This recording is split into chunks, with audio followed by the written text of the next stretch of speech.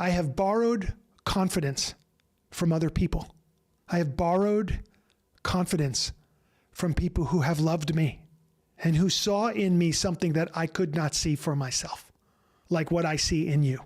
You can borrow confidence from people who see you more clearly than you see you at the moment. And that's called love, and that's called communication, and it's a beautiful thing.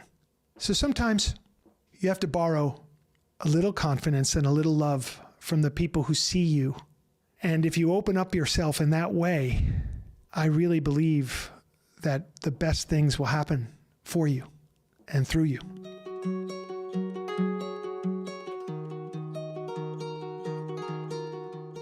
So Mark, thank you for being with us in the circle today. Tell me, what inquiry would you like to bring to the community? What's on your mind? What's on your heart today? Thank you for the opportunity of being here, and it's good to see you again, Tommy. I think that the thing that's been playing on my mind, I guess I'll give a bit of background first, and then it'll become apparent. So after 15 years or so in addiction, primarily gambling addiction, since meeting you and looking at that a little bit further, understanding that there were certainly behaviors with other substances as well. But particularly with my primary addiction, if you like, and for having lived in that place for so long, it was like living a double life. So I've got the life that I am pretending to live, where everything seems fine on the surface and everyone thinks everything's okay. And then there's the life that I am really living, knowing what I'm doing and what's behaving, and all the secrecy and deceit and lies and stuff. So it's left me with a great deal of uncertainty, I think, and I see it as a not very clear foundation about, I guess, who I am, what do I like, what do I, my interests, all that sort of stuff. So I also, connected to the addiction, had like bouts of depression, which again, robbed me of my identity and left me feeling very uncertain. After a bit of abstinence and a bit of recovery, my partner was diagnosed with terminal cancer, and so my role was very much of a carer, and it's not a choice that I would make to go down that route, but I wouldn't do anything else other than the way that I did. So I had to, for that said, had sort of 18 months, a very specific role and almost a direction to go in, which again is not a direction I would have probably I wouldn't have chosen to go down. But Heather then passed on, and it's like everything that I thought I had is no longer as it was, and it leaves me feeling somewhat lost. And I don't feel like I've got a strong foundation on which to build, and so there's a lack of self-confidence, there's a lack of belief, there's a lack of unknowing about what do I want to do and what direction do I want to go in. And so I suppose tied into that, there is having spent so long manipulating everyone else to I want to do, I'm pretending this is how life is, and sort of lying, and so forgetting everyone else effects and living everything by myself. I'm now in a position where if I want to try and do something or explore something, how do I develop the confidence and ability to actually take the leap to do that, and then differentiate between me imposing what I want to happen and how I want life to be now on others, rather than I guess being more differentiate between what I want to happen, or what is my true course and where should I be going, and what I I don't know if that makes sense, but you make a lot of sense. Okay. Thank you so much, Mark. Let me jump right in here on a few ideas related to you.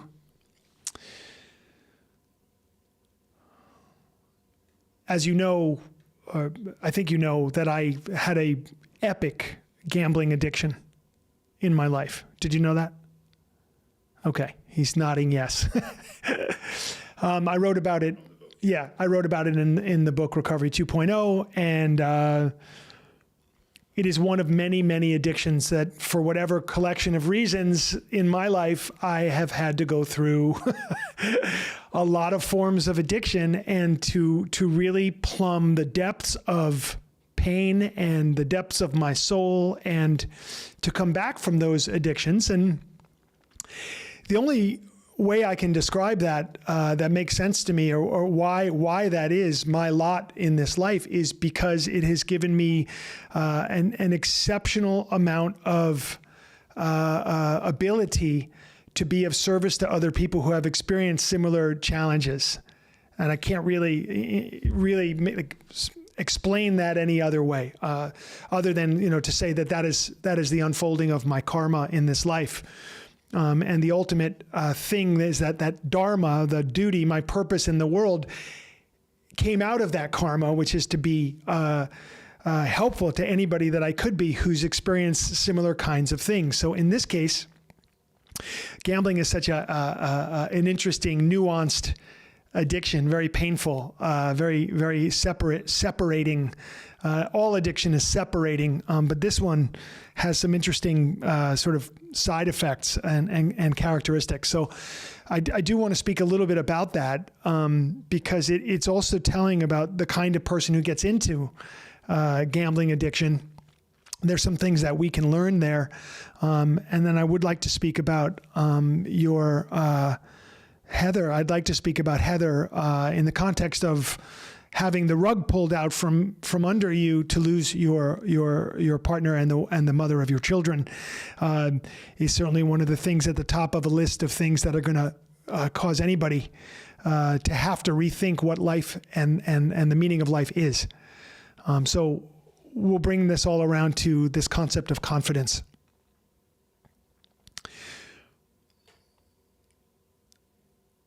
Money is energy. It's not good. It's not bad.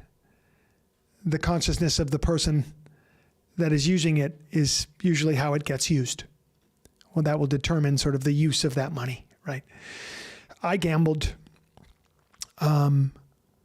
primarily because two reasons.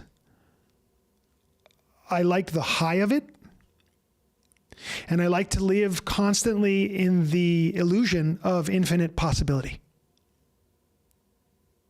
I love that. We all now live in the illusion of infinite possibility. For those who aren't watching, but you're listening, I'm holding up my cell phone. Why are these devices so compelling? Because what's in this device represents infinity. Anything can happen. Anyone can call you. Anything might change your life. It's all in here. Your access to the entire world, all these possibilities. So we're all addicted to that now on some level. In gambling, you step into either, whether you're sport gambling or casino gambling or whatever the gambling is, or when people treat day trading or investing in stocks as a form of gambling, which is definitely rampant as well. However you're gambling, there's always a sense of, well, I could win. Always. I could win. And for the compulsive gambler, someone like me, later on you find out you didn't actually want to win.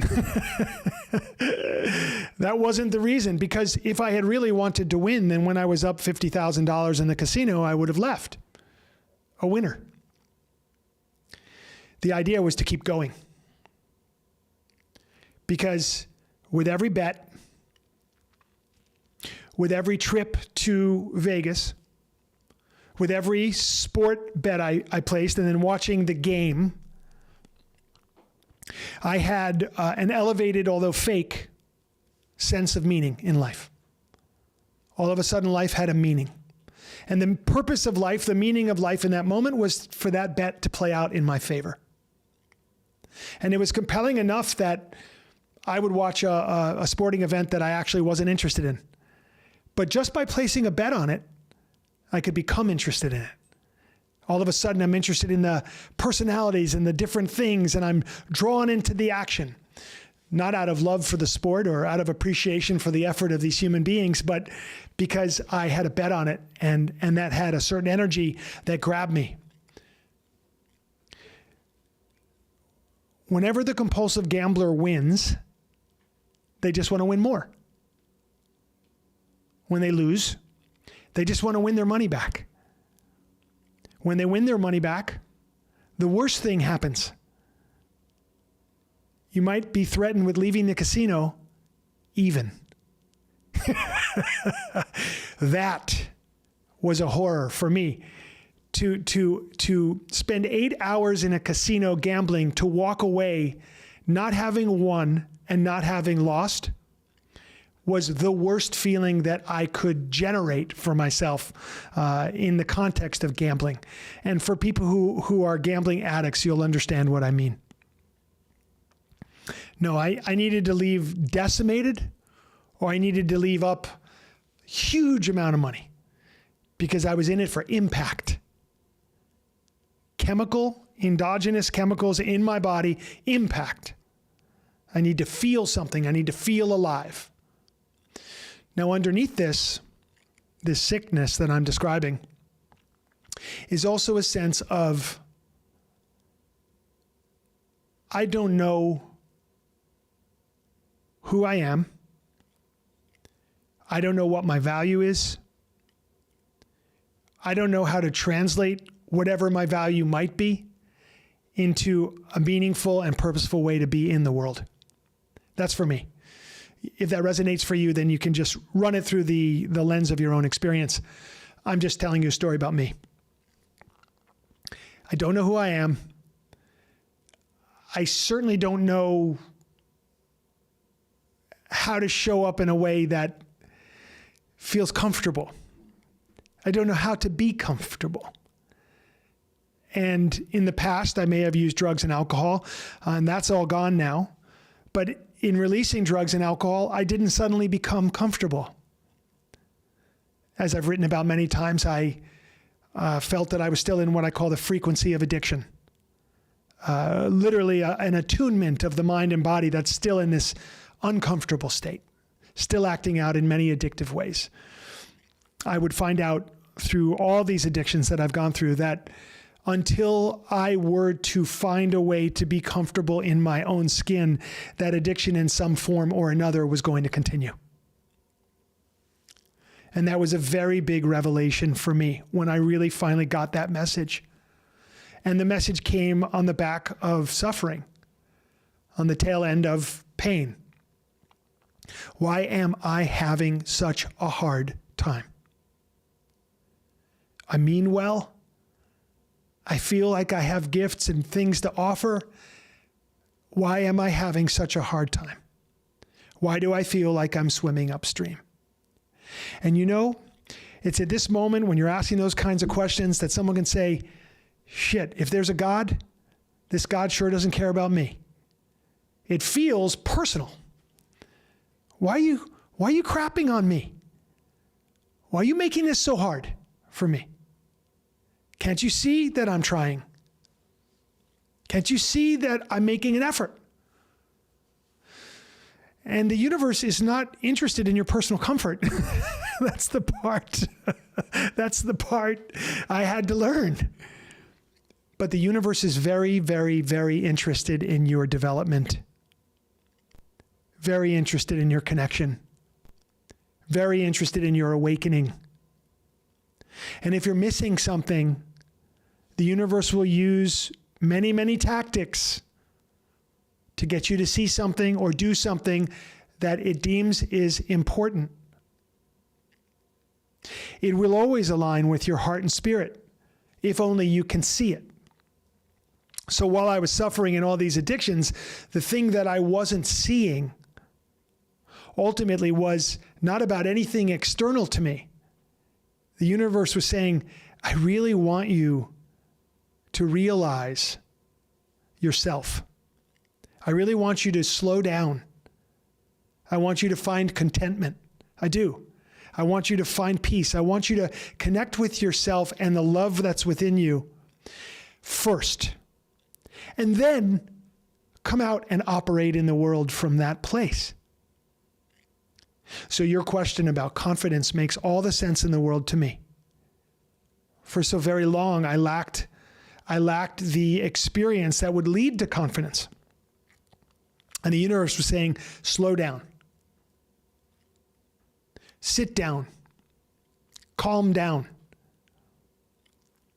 You're not gonna work it out through drugs and alcohol. You're not gonna work it out through cigarettes.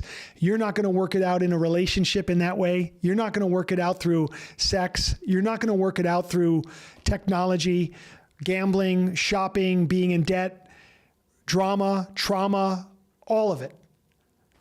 This is not how you're gonna work it out. Living outside in. That was the story of my life. When is the world going to arrange itself the way I think it ought to be? Stories about how things could have been different in my family. Stories about how, finding people to blame for my challenges or complaining about my life in some way. Being in that stuckness that life's happening to me, I'm a victim of circumstances. Of course, anybody who orients to the external world will be a victim of circumstances. And so the precious learning, the reason I feel that we have this conversation, that we get to know each other in this life, Mark, is to inspire each other. And what are we inspiring each other into? Presence. Connection, living inside out. How do we live inside out? That requires a practice. That requires a practice daily. We close our eyes. We connect with our breath. We do certain practices that create a profound shift in the nervous system, that create a profound shift in the way we perceive things in the world. And we start to shift and change in that way. Then we come out into the world and we start to do things which lead into confidence. We speak in recovery circles, we sometimes say, how do you build self-esteem? Well, you can't think your way into having more self-esteem. You can't read about it. You can't write about it. You have to act your way. You have to do esteemable things. And then miraculously, on the tail end of that, your self-esteem goes up. It's always so amazing to me when someone like you speaks about a lack of confidence. Such an unbelievably lovely human being. We talk about you in our circles, Mark. We do. We're like, when do we get to hang out with that guy again? Where are we going to see him next? For those of you who are not aware, I do know Mark a little bit. He's been on retreat with us a few times, and he took it upon himself, knowing that I love strong black tea. And he's from the Yorkshire area of England, where they happen to know a thing about strong black tea. They know something about that. And he sent me a little care package. I just share that story because, this is the kind of person who would do something like that. Just because he knows I enjoy tea and wants to share that enjoyment with me. Send me a little care package across the pond. It arrived, and I've been flying high ever since. Really good. And yet you report to the circle here, very, very honestly, candidly, confidence is a challenge. If you knew who you are, if you knew what you are, your confidence challenge would go away. The effort is to know yourself. The pure light within you, the consciousness within you, to connect more and more daily with that. One step at a time, organizing your life in ways that make sense for you, your creativity. How will you know that it's what you're supposed to be doing and it's not your will, your self-will, as you asked, run riot, You know because there's flow there. You'll know because there's an ease there. It's not that building something in this world is easy. You could ask Ron or anybody else who's ever built anything that is attempting to have impact. And I speak for myself too. Like Recovery 2.0 has not been the easiest thing all the time. But there's a sense within me that it's exactly precisely what I'm supposed to be doing. I'm compelled. At first, there's a thought, there's a feeling like, ooh, I want to solve that problem, or I think that we could present some ideas that might be helpful for some people, you know? And that could be, there's infinite variations of what I'm talking about. It could apply to a job or a career. I know that you are a single father of 2 boys. And that's a handful. And so how can you be great at that? Those boys also have to help you because they've been thrust into a very unusual situation also, to have lost their mom. And so the 3 of you men, that's a big piece of this equation. That's a part of what you're being asked to do in this world, is to raise those boys as consciously and presently as you can. Having met them and knowing how amazing they are, and yes, of course, they're a handful. They're boys, for God's sakes. Teenagers, for God's sakes. And but they're amazing kids. And you're doing so much right. And you have to take a moment to realize that. That's a part of this thing, of confidence. Making efforts to learn and to grow, your practice that I know you're doing, all these things in your life. And then there's this matter of having lost your partner.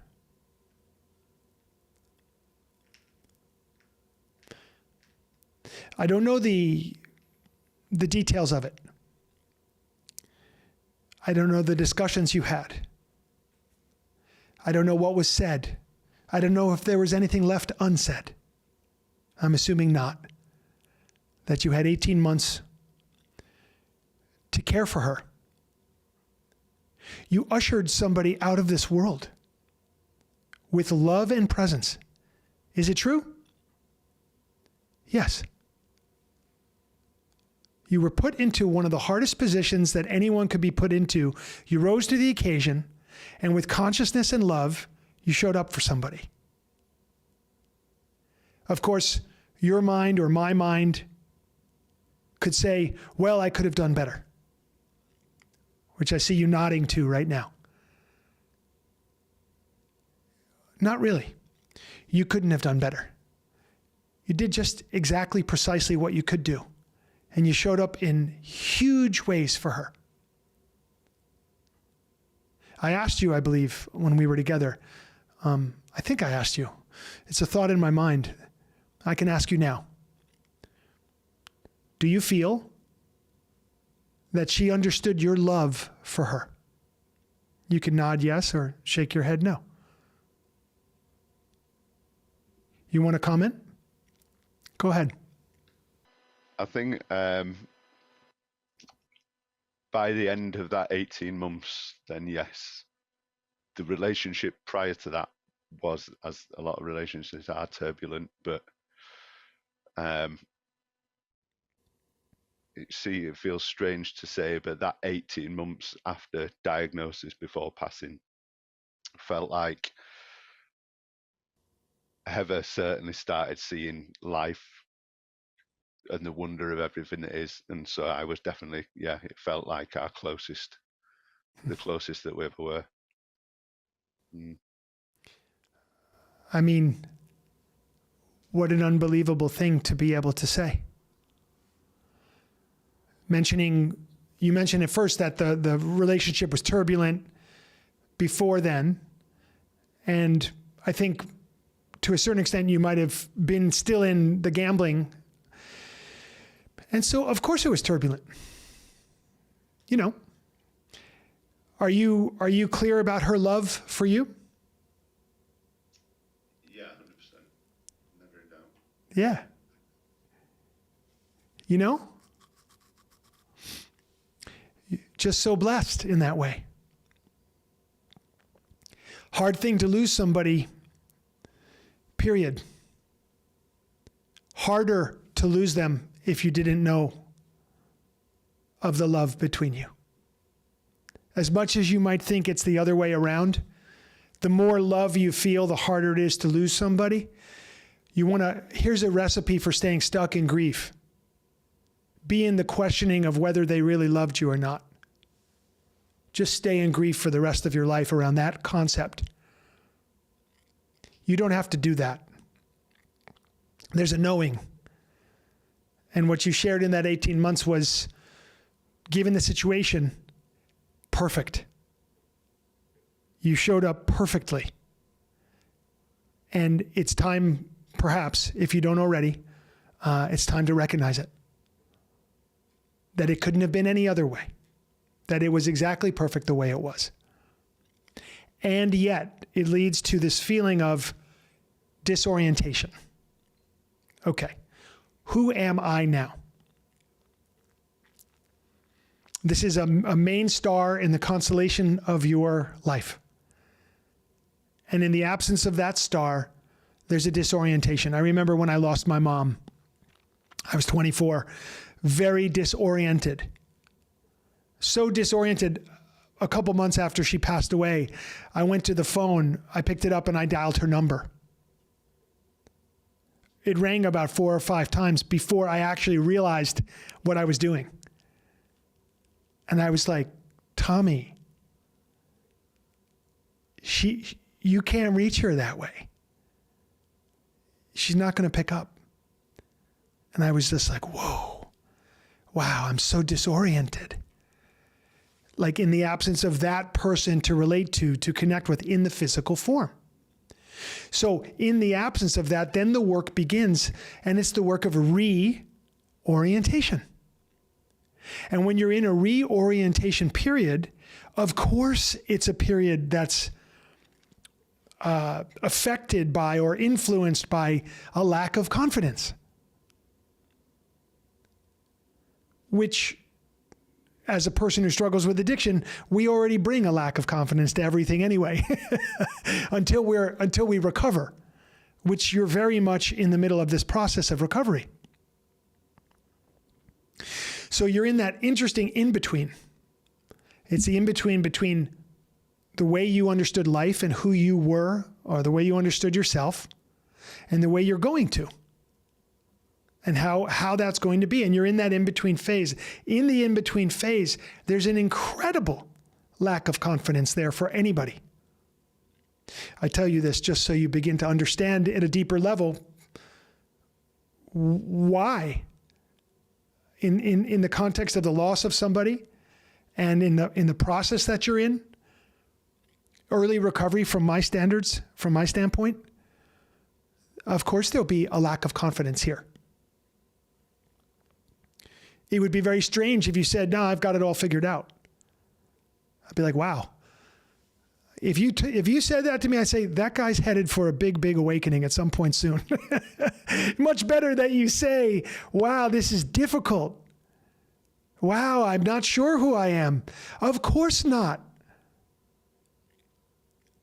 Of course not.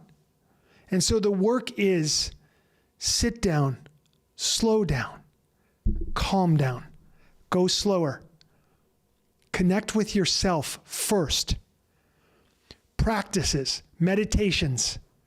Also connect in community, therapy, grief groups if that's appropriate, 12 steps, all of it. Be in the world, of course. And the primary work has to be you getting to know you at the deeper level. And then anyone can do this work. There's nobody that is, this is open for all. But for some strange reason in this time, very few people hear the call to do this. You've been given a set of circumstances that force you a little bit. You kind of have to do this. And you know that. That's why you come on retreat. That's why you seek the way that you do. That's why you find the things that you're finding and moving forward.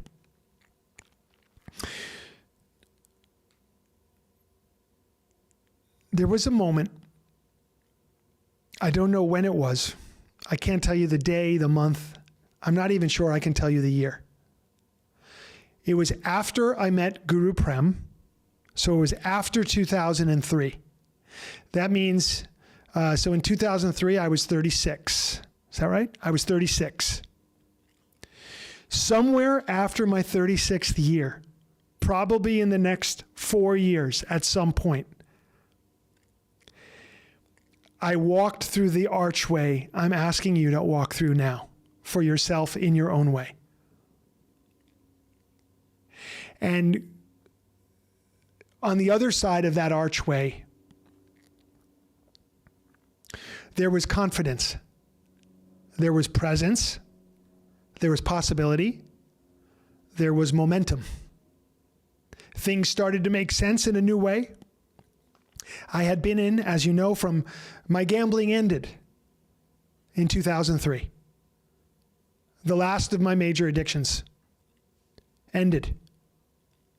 And in the work I was doing over the next 2, 3, 4 years, had the cumulative effect of driving me through this energetic, spiritual portal, which is available to anybody, anywhere. It's not special to me. It's not special to anybody. But this is the way it unfolded for me. And I believe strongly that you're on that journey for yourself right now. You're walking through that same portal right now. And you're being propelled forward by the thing that none of us can really explain or describe. For me, in my experience, once I went through that portal, there was no going back. Thank God. There was no relapse. There is no relapse once you go through that portal. Let's call it the portal of falling in love. So I fell in love. And I fell in love with life. I fell in love with what I can refer to only by the word spirit.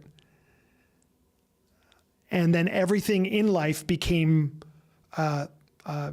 illuminated, brighter, more joyful. Suddenly, a sunset was more spectacular than ever before, kind of thing. Like you went out into the world and somebody turned on all the lights. Really. But the thing about it is, I can't tell you when that was. It wasn't sudden. It was gradual for me, very gradual. So gradual that it was imperceptible, and I can only explain it in retrospect. Do you understand what I mean? Okay. So I tell you that is my direct experience. Before that, my life could be looked at as a series of relapses back into self-harming behavior of one form or another. Plagued by worry, plagued by stress, the addiction to stress. Even though drugs and alcohol gone a long, long time ago, that wasn't the problem. That became a problem for me, but I piled that problem on top of the real problem. And so you see, the universe is getting you down to the nitty-gritty. You're getting down into the causes and conditions of the things that are hard for you or make it difficult for you just to be comfortable in any given moment. And so I hope that's inspiring, and I hope that's resonant for you, and that you keep going. Keep going. And the final thing I'll say on this concept of confidence is I am the first to say I have borrowed confidence from other people. I have borrowed confidence from people who have loved me and who saw in me something that I could not see for myself, like what I see in you. You can borrow confidence from people who see you more clearly than you see you at the moment. And that's called love, and that's called communication, and it's a beautiful thing. And so consider that concept. Open up to the idea that when people really, really care for you, don't feel like an imposter, like you're fooling them. But consider the possibility that they actually see something in you that you don't. And many, many times from 2003 and beyond that, all my teachers look at me and say, "What's the problem, man? You're okay. You're all right. You're cool. Stop. Get out of your head. Come on, keep going. Keep going." In Kundalini yoga training, they would single me out, say, "Get up on stage and chant. Chant for the next 30 minutes. Run this thing." I was terrified. But they put me up there. They saw that I should do that or could do that. And in the doing of that, I felt better about myself, capable. I felt, whoa, I have a voice. They see it. I didn't see it. So sometimes you have to borrow a little confidence and a little love from the people who see you.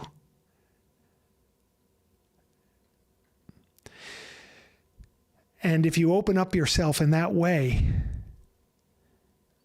I really believe that the best things will happen for you and through you. So let me know, Mark, what comes up as you are listening to this for you. Thank you. I think you have a very it's just an incredible ability to be so succinct and accurate with everything that you seem to say resonates. There's particularly standing out is the to slow down.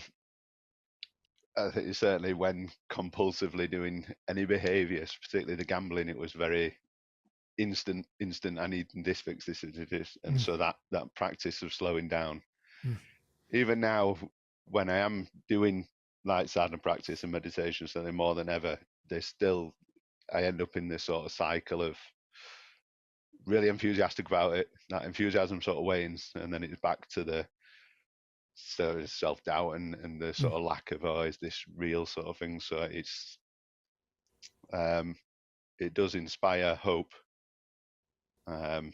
Keep with it, keep on doing it, and the one day at a time adage very prominent. I would like to say go on. There's truth to that one day at a time adage. It's a good one. I really like the concept about borrowing confidence as well, because it's really it's weird. I know other people see it. Heather saw it in me, like in an infinite amount. My friends say it, and it's just building it to have it in myself. Yeah. Sometimes there's an old story that somebody put in our head, or we picked it up. Maybe we just picked it up inadvertently, that we don't belong, or we're not enough, or we're not loving, or we're not lovable. And it sits in the psyche, just beneath consciousness, like in the subconscious mind. And it's not obviously based in truth, but it's there. Like a little white noise in the background. You can't quite get to it, but it's like, there's this nagging sensation that something's wrong, but there's not really actually anything wrong. It's just that a program got put into the subconscious mind, an incorrect program, that not based in truth, and it influences your experience of reality. So in the borrowing of confidence from another human being, someone else can be a little more connected to reality than that subconscious program. Also, it's time to bring that subconscious program up to the light of day and say, well, I don't know where you came from, but this isn't based in truth anymore. I'm not going to listen to you. And I want to actually bring it up into the light of day so it can be processed out of the body, out of the energetic body, out of the memory, out of the cells of the body, if you will. So, and we in our community, we're just going to love the crap out of you. You have no idea what's coming your way. You're going to have to somehow put up with it. It's going to be an embarrassment of love coming in your direction. So there you go. Thank you, Mark. Thank you so much for your inquiry today. I'm so grateful.